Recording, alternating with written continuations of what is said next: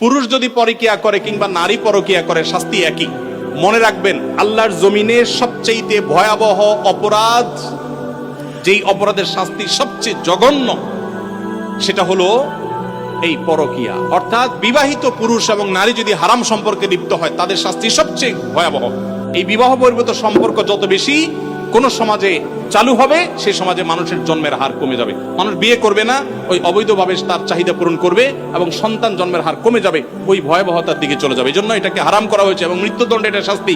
কোন স্বামী কোন স্ত্রী যদি পরকীয়া লিপ্ত হয়, আল্লাহর জমিনে সে সবচেয়ে বড় অপরাধী। শিরকের পর যে বড় অপরাধগুলো তার মধ্যে থেকে একটা।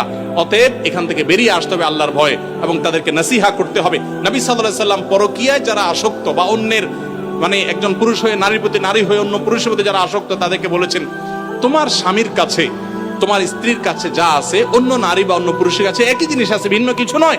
অতএব শয়তান তোমাকে বুঝায় না তুমি ওখানে গেলে সুখ পাবা, শান্তি পাবা। অতএব এগুলো থেকে আমাদের বেরিয়ে আসতে।